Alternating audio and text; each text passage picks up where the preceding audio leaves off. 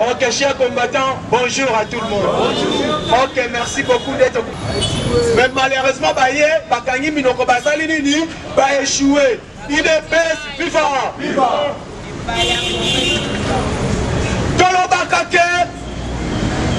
Si aujourd'hui, mon cannabis est accroupi, c'est grâce aux étrangers au Bazala qui n'a même mis la politique à Congo. Mais depuis l'arrivée, il y a le président Félix, 2 ans, a bloqué ma Bissunion surtout. Les lots est là-bas. Tout ce qui passe 2023.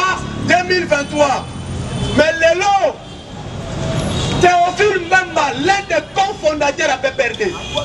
Ce n'est pas n'importe qui, ancien gouverneur, ancien ministre, cofondateur à PPRD, a démissionné à PPRD à l'Odiboye. N'allons parce que Namori et l'autre Balunga sous la PPRD, nous allons continuer à travailler. Pas tout n'est plus loin. Tu vas s'adhérer à quel parti politique? Alors, nous avons travaillé. Mais on n'a pas perdu, je ne serai plus partant. Lélo Oyo, il parle encore que je serai candidat en 2023. Nani Sousto Koloba. Fachi a dit, Fachi a réalisé. Parce que les gens parlent toujours de promesses en promesses. Tobengi Bachob a dit que des promesses en promesses, il y a un débat. Boben Abisso, Boyan a débat. Donc on démontre que le chef de l'État lobby passe à l'élit. Alors je vais changer la situation de vie. Il y a militaires. Les lots des militaires. Et comme il y a un bon moyen besoin de s'en payer exact. Ah, on va besoin de Denis Kadima. Au moins, il y a Congo, dans le Baka. Naba prêtre, tous à la Kanabangote. Naba docteur, on a licencié. Raisonnement n'a plus surtout exact à Kanase. Comment Yozobo et Moutou Denis Kadima? Au boy Denis Kadima pour Nanini. Ote Denis Kadima wana Azali proche à chef de l'État. Père Azali Moulouba. Qui t'a dit que Denis Kadima za Moulouba? Qui t'a dit que Denis Kadima aza Moulouba?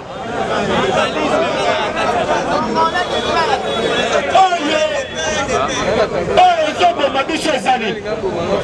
Na Congo, et là que Zobo Mabicho Ezali tribalisme. Ah, yoka sikona yebisa. Partout dans le monde, Bamoka Tobo Moni Batouazali Kokende Liboso, Batalaka de côté, Batalaka de VT, Batalaka parenté, mais on regarde le mérite, l'homme qu'il faut, à la place qu'il faut. Ceux qui te moniquent, ceux qui te moniquent, que Mouton a coquille Kokambaseni Malam, Azali Moulouba. Est-ce que le problème est sali? On a vu dans ce pays, Kabila a été président.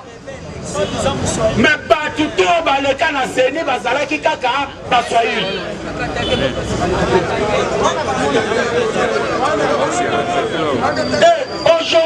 mais le biso débat, il y a que non, Denis Kadimazali proche du chef de l'État. Est-ce que yo si on a Denis Kadima na kati ya IDPS? Marche ata moko ya IDPS, yo si on a Denis Kadima. Oh, les autres ba Congo ya ngwana. Tia muto ya sengeli le sika na ye. Chacun a sa place. Au moins ndenge toteleni awo. Mutu na mutu aza ne sika na ye. Mais pas na mboka ekende liboso, so muto esengeli tia na esika na ye, au moins na ke makambo ekende liboso. Mais l'église catholique, a Denis Kadima. Mais ceux qui toquent la démocratie, IDPS viva, IDPS viva. Ceux qui toquent la démocratie, l'église catholique non protestante, balobité, candidat au biso tokobimisa, il faut biso tout au lokana. Que ça soit par consensus. Consensus sango na zoe bate bazoyo kango ndengeli. Est-ce que bino tu bokoyoka na po mutu moko abim? Mutu to akozala kaka na barero akomona na mutu wana. Mais dans la démocratie, c'est la majorité qui prime. Parce que l'église catholique, les non nazo bisabino bo, l'église catholique na protestante, bango bazali komi mona ke baleki batu nyonso wana. Alors bango baza 8. Sur les 8, 6 balobi que non, choix na biso ezali Denis Kadima. Binomi bale boboyi. Or, bozali koloba que non, Tshisekedi azali ko instaurer dictature na kati ya République démocratique du Congo. Yoka sikoyo place na joli bango. Bino boke na ba confession religieuse. IDPS viva. Na lobato na lobate. Tozali na démocratie. Bokei na confession religieuse.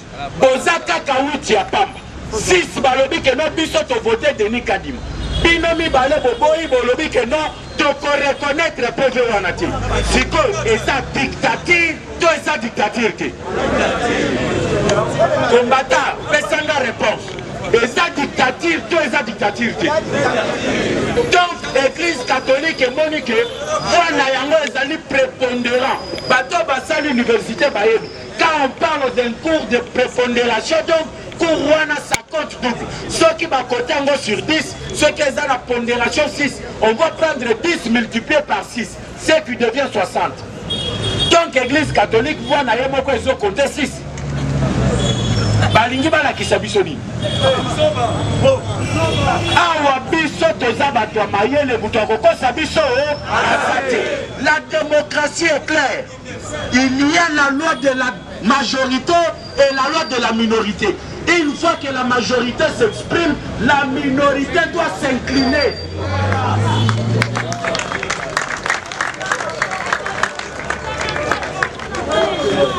Bolani FCC, Balobi Bango a désigné d'identité. Bolani est allé bisoter. Bisoter en 2006. Quand nous avons dit que l'élection est comme la bisoter de l'autre côté, il y a dit que l'élection. C'est une autre qui n'a bisoté. Une autre personne qui n'a pas eu de dire à Batou, aucune élection. Mais chose grave. Le jet Kazolo va bien. Que ton côté n'a bureau à sénité, mais puisque tu as élection, tu as toléré ton glissement en 2023. Mais je me pose des questions. Yo, tu as sénité. On peut réclamer l'élection en 2020. Nous avons que marier les Akamoto.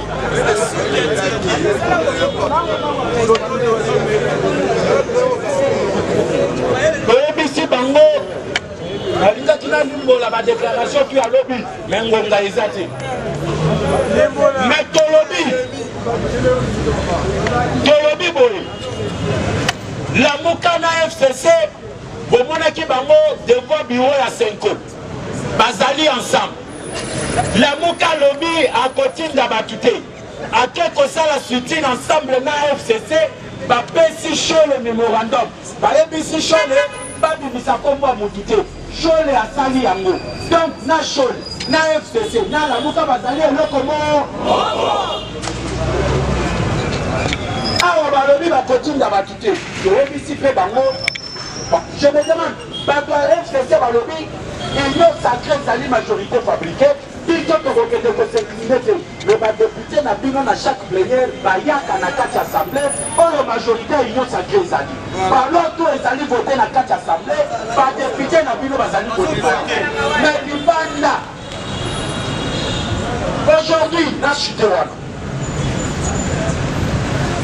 baloi badiscussion ya baloi esalemaka na kati ya assemblée nationale bino boboyi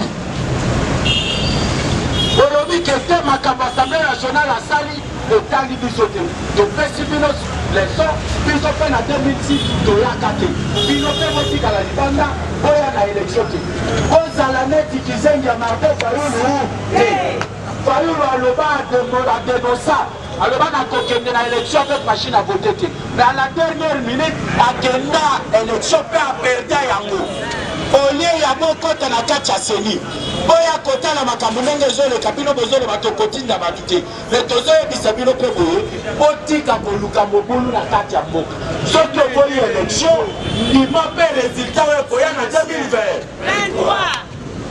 2020 awa tout est clair oboyi kotinda bato na yo zala mpe libanda ya élection logique eloko oyo ezalaki ya baactiviste bato baforme FCC lelo bakomi oloba au nom ya FCC mais moi je me demande et puis makambo azoloba soki olandi yango à tête reposée omona que ce sont que des aventures ce sont que des aventures alors mutu akosa bino te il est déjà 7h40 il faut nakatana tikela mpe président Moustapha aya kobrose information okokontinue na kodevelope bato yango malembe yobi parce que kolinga eza lisusu te tokotikela bango lisusu ta nous allons répondre soki bango balobi na pokwa biso wana ntongo torépondre eza boye te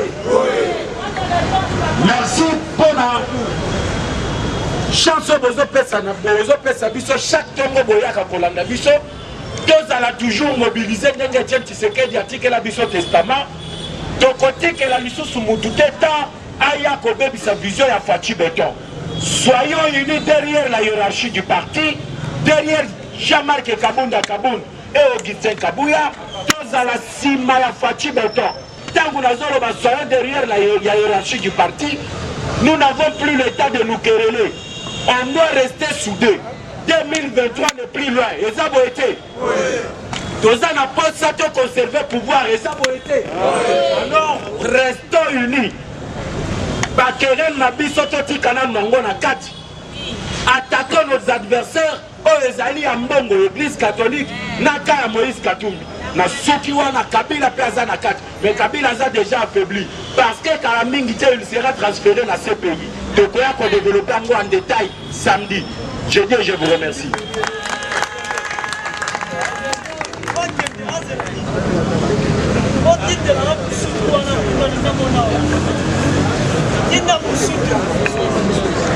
Nalandaki Moutoumoko aya Lobino Denise Azozo va combattre IDPS alors qu'il y a comme première dame. Parce que biso to vota mobali na ye. Est-ce que Moutou anaza Moutou IDPS? Combattant Moutou Bilobeli Abongo aza Moutou IDPS? Alors botika kobeta maboko na sentiment. Moutou azolo baba biloko moko mabe. O ezo bebisa na vision na biso IDPS mais yo beteli maboko. Awa se Faci Beton. Gana lobakabo. Omoni ya hiérarchie à parti. Tokoki ko critiquer mabe, tokoki okumisa bolamu na bango.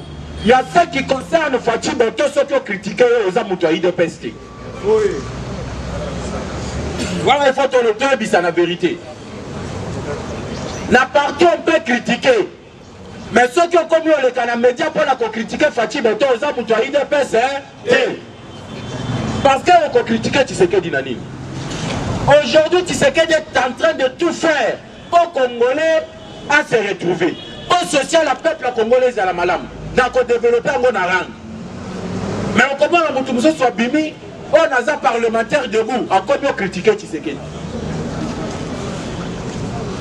Soit oza moto oyo mati likolo ya nzete yo moko ozokata mpe nzete yango. Alors tombolana loboko ganga base Fatoupe. Chers combattants tokolobela lelo, qu'est-ce qui se passe entre Moïse Katumbi et Félix Tshisekedi? Si qu'on a entamé politique. Tokolobela likambo plus de 500-600 commandos. Oyo bakendeki formation ya bitumba na kati ya forêt. Oyo bauti ozonga na Ituri. Tokobeta lisolo yango. Tokolobela ba otage plus de 150 otages. Oyo ba ADF bakangaki na province ya Ituri. Lobby bazulumbe ya FARDC botoni ba otage tout azongisi bango na bandako na bango. Donc bato bazalaki enlevé plus de 3 mois FARDC a bundisi ba ADF a récupéré batouana ba commis les hommes libres. On va parler.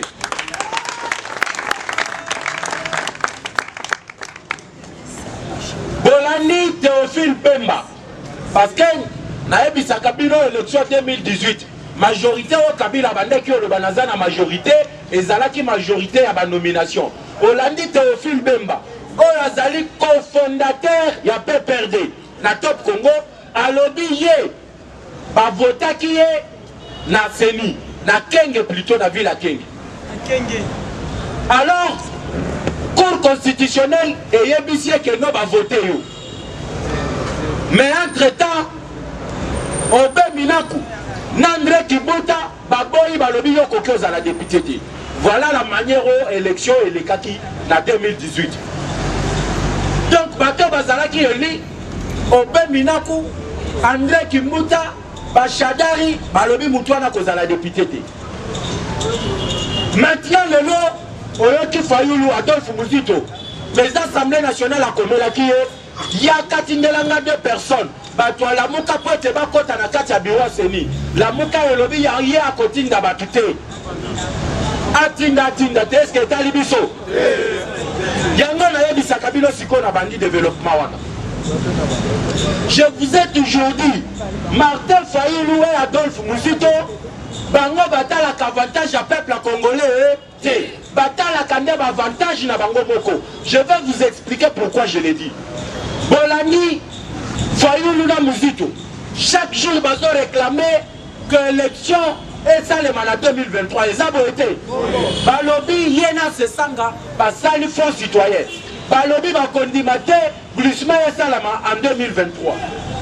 Mais entre-temps, président Yasseni a tindeli bino mukanda. Botine de langa 2 personnes. Poto tia Seni en place tout ça l'élection 2023. Bino Boboy, Bolobi Kete, il faut boya na nuto solo la toyo kana après token d'élection. Wana ozo luka élection, tozo luka avantage à yomoko. Combattant répondre nga ou bien oyo kinga bieti. Yo ozo sala na ba média, to boy glissement 2023. Si comme président de l'Assemblée nationale par lobby Ngonga et Betty, Potine de langa 2 personnes, Baya Bakota na kati ya bureau Seni.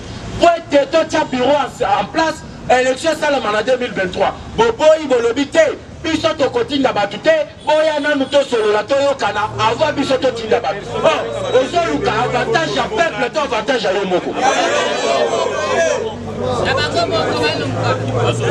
Yango na yebisaka bino ba politicien congolais batalaka avantage na bino peuple congolais te batalaka nde avantage na bango moko propre. Aujourd'hui na bandaki oyebisa nayebi uti oyebisa bino lelo yo samedi natunaki bino soki bolingi rencontre entre Katumbi et Tshisekedi bolobaki boboyi yango eza boye te. Awa nazoyebisa bino Katumbi a commis au benga président na téléphone. Président Yambakate, Katumbi a commis au lela. Pourquoi Zolela? Fatia Yabisie, awa ozo bimagibanda mboka. Ok, na bambongo à corruption.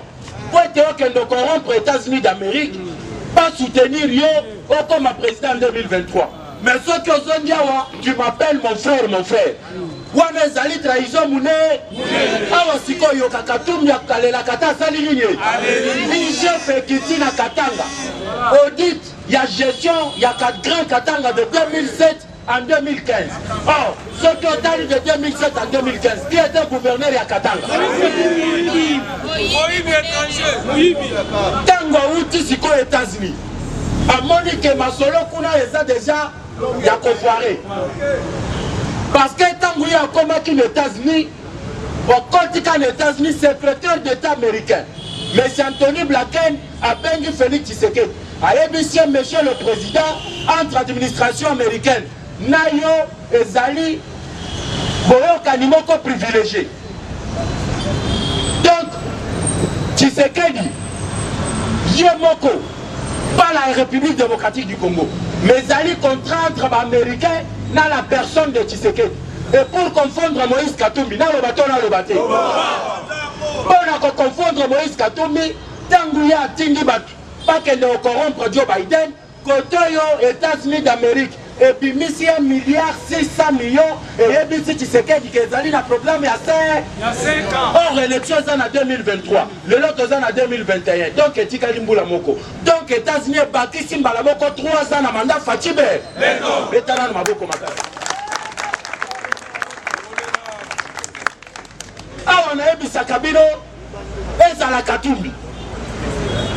Bolanda ba média. Ba mekaki komatisa ba mwa minduki na bango ya mike. Awa Augustin Kabuya Manabute. Ayebi biso mobilisez-vous. Pour mobiliser base. Biso pe awa ngamoko personne na tomboli manduki contre Moïse Katumbi. Awa sikoyoka. Katumbi a commis au réconciliation, a commis au Benga Fati Beton, a Zalaki à la Kinshasa, a Luki rencontre le président de la République, président Aboy. A commis au Benga Fati na téléphone, Fati Azo Yambayete. Mais pour la Koyo qui s'est sonné, tant que Azo Benga Bazo Yambayete, Fati Yambaka Jean-Pierre Bembata Saline. Et Bemba Lobiboy, le candidat présidentiel en 2023, OMLC qu'on soutenir, et ça Fati Beton.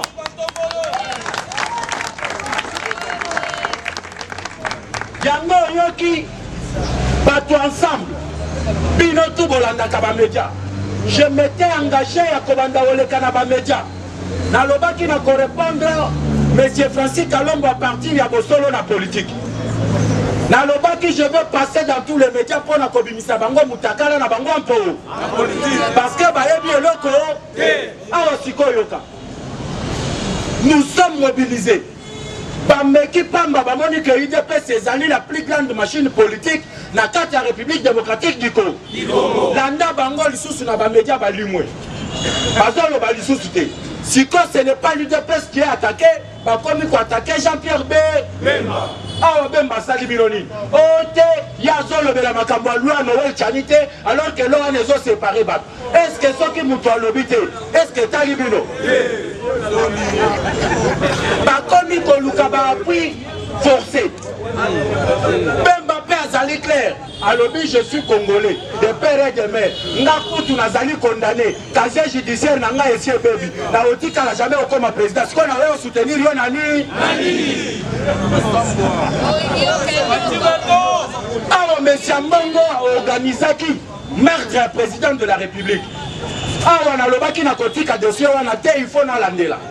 Tant que tokeli ko sala ba investigation, to kuti ke ba prêtre wana bazalaki ba faux prêtre, bazaba congolais te, ce sont des Camerounais. Oyo ba lobaka français te, bazolo baka anglais. Ils sont arrêtés par le service de renseignement. Il y a président de la République, UDPS viva. Nalobato, nalobato. Awa sikoyoka. Place tout président de la République à Kindaka et Zalakana service, il y a protocole. Awa nazo interpellé, Père Fati Beton, même les chefs, il y a protocole, il faut pas kangayande. Parce que yéné, il fallait qu'il y ait ba. Bisika au président de la République à Ozala, il faut y ait ba. Moutouni n'y a kozala wana. Nani a kozwa parole wana. Ata makambo ya mbongo alobi, c'est en complicité avec le chef, il y a protocole, la chef de l'État. Parce que Moutouane, il faut y eba, un orateur tout, il faut y eba, ni a koya koloba. Mais toi qui a mbongo alobi ba bêtise. Tout le monde va kangi ba faux prêtre na ba mindu qui na ba nzambala. Ba to bazali ba congolais te. L'église catholique yé ils ont défendre bango. balobi ke bazali ba véritable prêtre mais bazali ba prêtre à l'église catholique té mais ndengeli ba kombo na bango se retrouver parmi ba invité na bino bango basa ba to catholique té mais ba koti na ba église ba invité na bino ndengeli.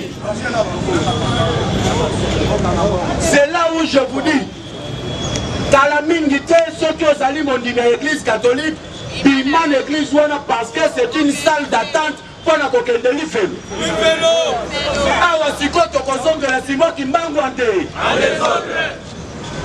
parce que l'église catholique ezali instrument oyo bacolonisateur na biso basalela mpona kokolonize biso malamu.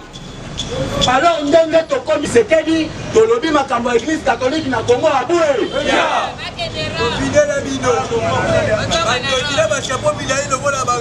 awa tozo défendre Fachi Beton hiérarchie à parti nalobaki yango samedi soki bana bazobunda na kati ya ndako entre bango na bango bamoni mupaya ye libanda akomi okobundisa ndeko na bango bakosala nini bakotika nanu bitumba na kati ya ndako baatake nanu mupaya tosilana na mupaya mpe tokozongela makambo na biso na ndako yango tosengi boyokani entre biso tu bana UDPS à partir ya lelo place tu ozali bimisa munduki contre Moïse Katumbi. Notre adversaire lelo ezali Moïse Katumbi lelo bato bakomi okosela secrétaire général Makam o alobi akopesa bato ya UDPS minduki po baconcevoir pouvoir ezali lokuta munene baminduki oyo Gisèle Kabuya alobaki yango nazobeta awa. Moïse Katumbi c'est un Zambien azali Congolais 0%. Munduki ya liboso na beti Katumbi yango nde o Gisèle Kabuya alobaki tobeta ya alors botika kolobisa ye makambo atikala oloba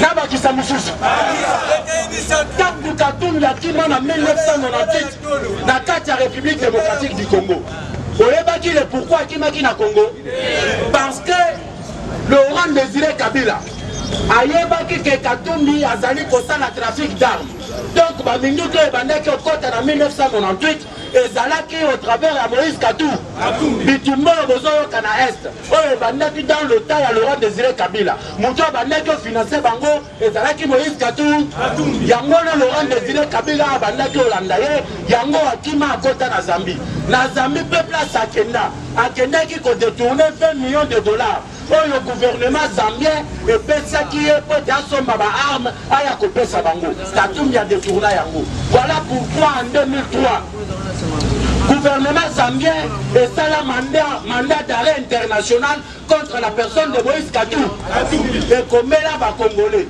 eyebisi gouvernement congolais ndenge eza boye naza na citoyen na nga zambien aza na kati ya République démocratique du Congo nazoluka ye pour fraude et détournement ayibinga 20 millions de dollars gouvernement congolais batuni ye kombo mutu yango kombo na ye nani bapesi ye réponse balobi kombo mutu wana c'est Moses Katumbi Tcha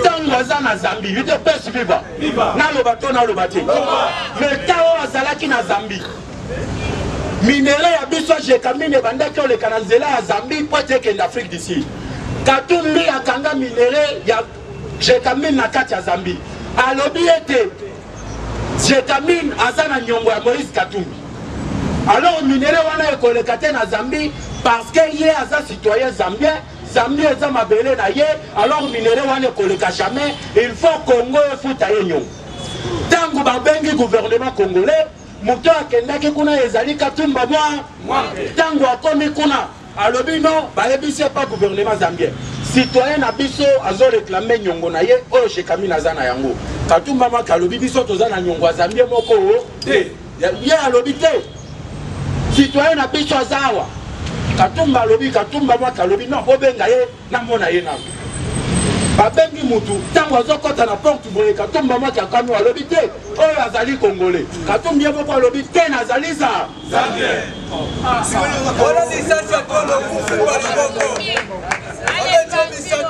mama na ye soki oyebaka te nalingi sikoyo na chite comme Kombo ya mama na ye ezali Tinyata Makula. Mwana ya Mwata Kazembe 14. Province d'origine na bango na Zambie ezali lwa. Est-ce que okangi yango bien? Bato bazoyebisa yo Katumbi mama na ye azali Katangese.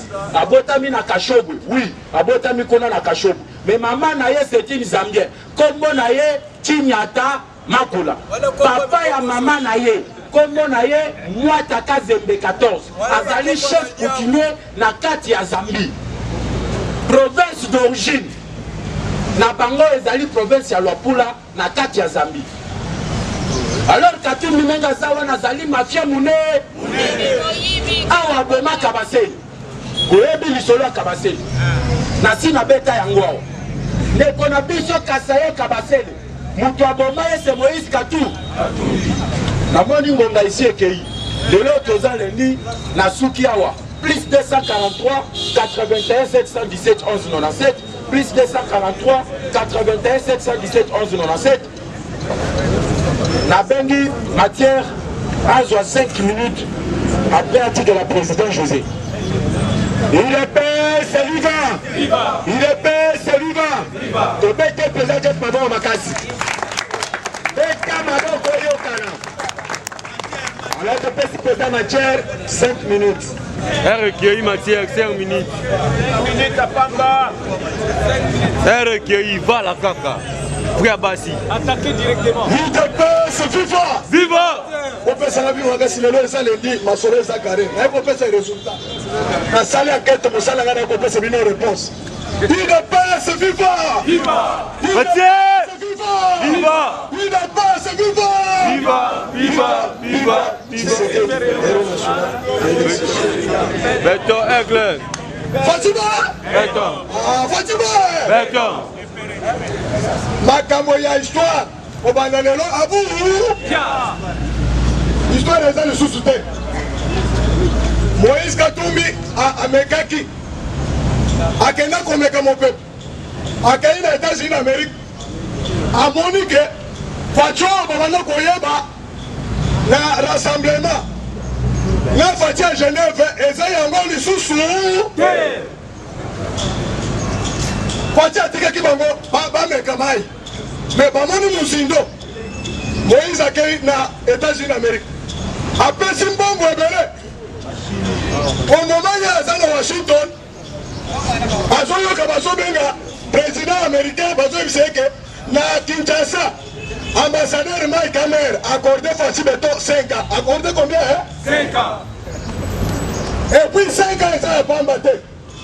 De Fatih Beto, alors dit que Kisalume, ah, Kisalume, Asali séminaire au Kocho, avant Moussaleba, à côté ici, le ministre Nyonso, la Kati, il y a séminaire parce que Mbongo et Zoya, il y a quoi ça dans le Moussala de développement à Congo, et ça n'est pas le Congo, mon côté, et ça n'est pas l'Afrique, mon bébé.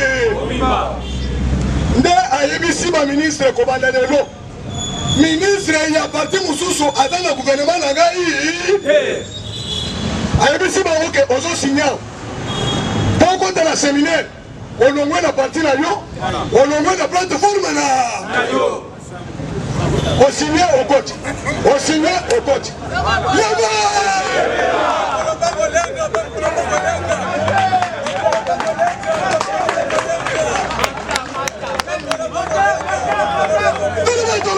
Alors,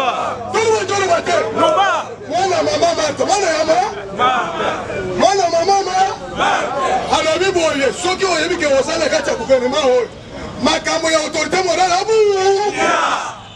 Tant que vous avez un ministre Bongo, Moïse Katumbi, l'autorité morale des États-Unis d'Amérique. Nous avons un secret, histoire de Bitoumé. Et si la vérité est alignée, les Américains vont gâter ma solo. C'est le peuple d'abord. Le peuple d'abord, les IDPS.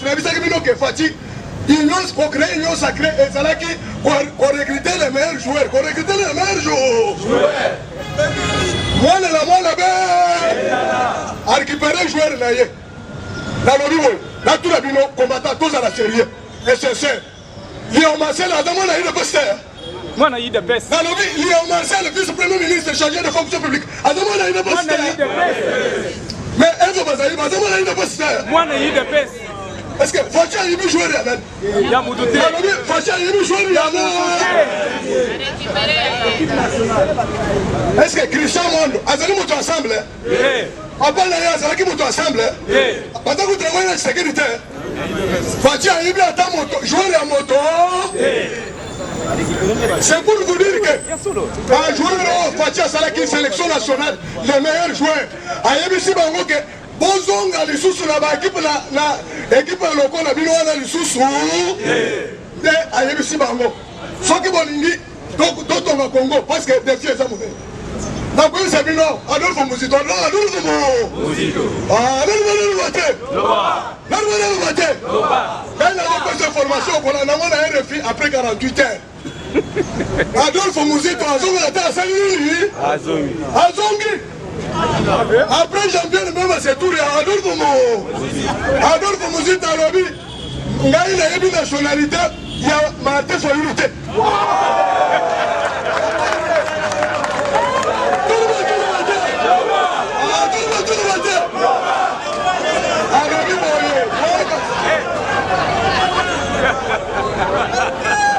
Adolphe Muzito il n'a pas assez vivant il n'a pas assez vivant Adolphe Muzito Muzito alobi boye toyebaki quelqu'un reza moke mais ntango Moïse akourbe Chine parce que espoir na bango ezalaki na Moïse ntango Moïse ayoshua na États-Unis alobi yebela alobi je soutiens de père alobi je soutiens de père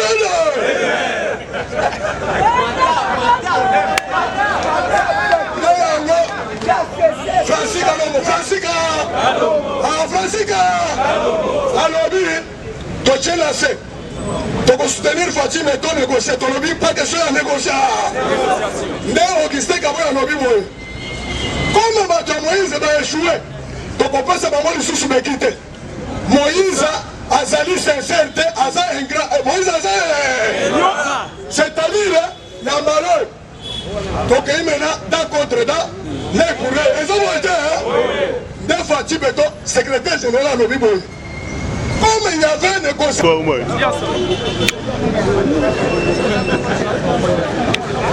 IDPS viva IDPS viva Parlement état de droit Union sacrée viva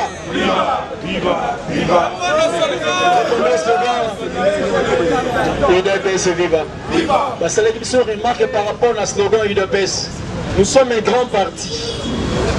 Ces grands partis, c'est la topé, c'est la européenne en ligne à grand. Il faut élever le débat. L'UDPS n'est pas dans le débat Mickey, nous avons eu ce pouvoir sans armes. Et Tokoko Banango sans armes. UDPS viva.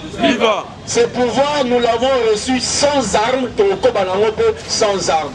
Si quelqu'un n'a pas compris le langage de la secrétaire générale, ça c'est l'idiot, c'est l'utopie. Donc nous laissons aux idiots et aux baïtopes pas que ne passe pas au Kenya. Mais du moins, président Jeff, l'ennemi de l'UDP c'est pas Moïse Katumbi. Là vous oubliez, pourquoi c'est la cadre? Pourquoi on a fait vite sur ses alliés? Un jour, Jésus parlait de sa mort et de sa résurrection. N'a pas sinaï. On dit que Pierre a télémé il colle et simbate. On a taillé Balou. Il y a Pierre, Azara brillant, Azara, mais on a Pierre, t'as dit arrête de moi Satan. Lorsque vous voyez Moïse Katumbi faire ses gestes, ce n'est pas Moïse Katumbi, il y a quelqu'un. Et vous le connaissez bien, c'est le barbu de Kingakati. C'est ça. IDPS viva. La guerre que nous avons, c'est face à Kabila, Joseph Hippolyte Kanambe. Oui. Moïse Katumbi, Kabila, Bazali, Bato, Bazali, ils ne sont pas des ennemis, ils sont des complets. Complets 100% étrangers. Et ils viennent, je dis, nous disons ensemble non. Et je me rallie, et là on m'a présenté pour Bétia. Entre nous, enfants de la maison. Mais lorsque quelqu'un entre dans Simba Nderomo, non, on a vraiment Simba. Là, tu as le truc, tu as dit non, tu as s'arrangé, bien. Tout le monde musique a parlé, pour tout on a parlé, mais on a dit celui de Viva. Et c'est aberrant que quelqu'un puisse toucher le secrétaire général à UDPS. Et vous croyez que moi, combattant, je peux être joué? Non. Non, on tombe bien pour ça. Ah, c'est pas bon, bien. Monsieur, si tu n'as pas compris le langage du secrétaire général, va chier. Il va aux enfers. UDPS, ils appartiennent à la blague de Moussa Lawanati. Mais après ceci. Batobatali, c'était les 50, le samedi. Parce que le samedi, le président avait fini le séminaire. Le séminaire est ceux qui présentent le but. Il y a maintenant un acte d'engagement et de performance. On a signé un acte d'engagement. Alors, le premier jour, il n'y a pas de place pour des comédies ou bien des aventures. Il y a la présidente sur la plateforme. Pas de place. Au boy, Libanda, sur le boy, Awa, c'est l'union sacrée, c'est ma vision. Si quelqu'un veut être en dehors de ma vision, out. Deuxième jour, il est mort présent. Troisième jour, on va conclure la bango, on va signer out et engagement à performance. On avait dit que ce gouvernement, c'est le gouvernement des guerriers. Un guerrier face à la performance. Il est un peu vivant. On a beau y fatiguer. Congo Brazzaville est après Congo, bon mois de s'asseoir au Pengana, on a un zone sur le tour. À la mort prison, il a baissé vivant. J'avais écrit quelque chose. Jean-Marie Kassamba na plateau à CE 50. Alors, il faut y. Le but que nous avons mis sur la télévision, c'est que ce café fatigue dans 2 ans, c'est étonnant. Oh. Alors, ce café fatigue dans 2 ans, c'est étonnant. Jean-Marie Kassamba, na télé 50. Merci Jean-Marie Kassamba. Mais à la compétition de ma Bible, ce qui me surprend, ce qui me tique, je vois au sein de l'UDPS, les cadres du parti ne parlent pas de perfection de leur président. Non, on est allié, biso. Et à un moment donné, on a biso. Nous avons dit que les gars, habillés étonnants, bandimi. Si Fatih a fait quelque chose d'étonnant dans 2 ans, c'est que Jean-Marie Kassamba connaît la performance à 18 ans qui fiasco. Il est bien vivant. Alors, tu vois qu'avec Fatih, il y a la progression, l'excellence et Mahamodo Kenemous. Donc, on a dit 1 milliard 600, c'est pas pour 5 ans. Ils ont préparé 1,6 milliard, c'est par an. Chaque année, 1,6 milliard. Chaque année, 1,6 milliard. Je compte 5 ans, ça fera combien? 8 milliards. Donc Fatih, budget nayo, total en bien ce que je peux contenir. Il doit passer vivant. De deux, dans la nuit Godin Boy, président de l'Assemblée provinciale, c'est pour l'en aguiller. Avec lui-même Nabi Arti. Godin Boy a parlé. Il est professeur dans l'université Moko aux États-Unis. Il est aussi expert en douane. Godin Boy dit ceci. Ce que vient de faire Fatih durant ces années, Yebalobi, pour lui, ça éblouit. Parce que Mbongo Fatih a joué durant 2 ans, les Japon l'avaient reçu dans 10 ans. On a Godé pour Godé pour ça, expert en douane. Alors, ce qu'on vient de percevoir avec Fatih, les Japon, la période de mon père crise, a sauté dans 10 ans. Mais Fatih l'a réalisé dans 2 ans. Qui dit mieux? Il doit passer vivant. Parce que le français rappelle que il doit passer vivant. IGF n'a qu'à la présidence. Quand la présidence, vous sautez ça, vous avez ma cache. N'a pas pasteur, vous avez mis pasteur, vous avez mis à Samumalam. Paul Diakesi. Il doit passer vivant. Fatih. Vous avez loin, on s'en vient de trop. Nous-mêmes, nous avons tel bâti par Marabout pour hypnotiser le président de la République. Vous avez un fou, Mino. Un envoyé de Dieu, vous voulez l'hypnotiser par rapport au Marabout. Enfin, on a un salanine. Je cite les noms. Lobby, vous portez la plainte de justice dans le Subakoum Nabino. Abraham Loakabwa. Et Béran Désiré. Kolongele, Bilomba, Pasteur Pierre Diakès, Paul Diakès. Ces conseillers sont de la magouille au sein de la présidence avec des fictifs. Batia partout la présidence va fictif. Parce que la raté, mais mon du mal service de communication, zéro, mais mon du mal. Il est bien vivant. Des fictifs, il j'ai passé le Moussala. Grand travail. Et bon, le cabot, mais bon, menacé, menacé, Bino. Je reviens, Désiré et Bérande, Kolongele, Mouib, Abraham, Lokabonga, Mouib, Paul Diakese, Mouib, Biloma, Mouib, Wapina, président de la République. Ça veut dire, ils ne sont pas venus aider le président, mais ils sont venus comme état président, pour demander dans ma bâton dans les roues, pour que le président n'avance pas. Alors que Basso va être président quelque part, et vient faire la matière après la président. Moi, un président, dans mon bien, alors on doit aller et ne pas stagner. Il est bien vivant. Mais, tant que c'est qui passe à l'Ibosso, audit, le monde qui me dit comment on passer à la présidence. Et après, le président n'était pas ici, il était en Europe, il a donné ordre. Bakota. Bakota qui passe à l'audit. C'est bizarre. Chers combattants, chers Congolais, pendant que nous étions ici à Kinshasa, avec des marches, avec des gaz lacrymogènes, avec des balles réelles et des balles en caoutchouc, et ils étaient en Europe, dans la diaspora, parce que l'autre côté, donc on était dans le pouvoir, parce que si on va poser ma conseil, on est pas sur le sabbat qu'on y va sous le non, moi j'avais cru que ceux qui étaient donnés de la diaspora en Europe, ils étaient mieux. Ok, Bazaki n'a pas piaqué. Pendant là, la bagarre. Il y a longtemps que il y a un peu beaucoup de choses ont mis au gars.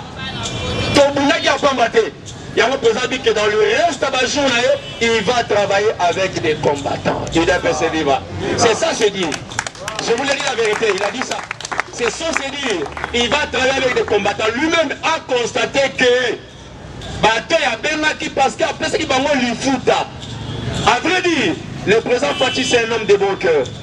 Pendant ce temps, il y a Tambola, il y avait des gens qui l'avaient aussi aidé. Mwambo wa carburant, Mwambo wa Yakolia, Mwambo wa Nîmes. Na retour, à cela il y a reconnaissance. Mais par après tout, il y a reconnaissance. Les gens sont venus pour voler. Et des persévérants. Pour remettre Bango en état de siège, afin que tout Bango nyos. Il est persévérant. Président, je n'ai pas parlé, les 600 commandos congolais qui étaient formés ici pendant 2 semaines, 3 semaines, Babimi, on s'est d'accord avec la guerre, il y a guérilla, la guerre urbaine, il y a cité. Donc, au côté de la cité, parce que Batou, Badoromis, on va rebelle. Mais tout le monde va vivre rebelle, à côté à Boum, à Vituri. Donc, quand il fait rebelle, Namando qui n'a bango, ils ont mis la main haut, drapeau blanc. Ça, on doit féliciter notre armée. Notre armée, on doit la féliciter. Pourquoi? Parce que Baouti Koyiba, armée n'a biso Kalami, ni demande. Vous avez dit qu'avant que l'IGF vienne ici, et avec Tango Fort, j'ai dit pas Tango Fort, la force, non. Tango Fort par rapport à code. Et à Tango Fou, 4e Tango. Tango Fou, Baken à Est, na Katang. Baken qu'on a retrouvé 9 officiers volés. Ils ont détourné 138 millions en FARDC. D'accord, avec des fictifs à l'intérieur. Pendant que Bakosa qui 20 000, 21 000 éléments, les éléments n'étaient que 6 000. C'est quoi? Les 15 000 Mbongo détournés, les 6 000 effectifs Mbongo pas décrétés en ressources. Et le total, 138 millions de dollars détournés. Ils étaient arrêtés, ils sont là. Ils vont revenir ici. C'est par rapport au temps. Je dois du respect au président parce qu'il était à debout. J'ai dit merci à vous tous. Merci. Rien qu'elle avait fait. Numéro de téléphone plus 243 900 93 18 39 José Ange Ben Maï.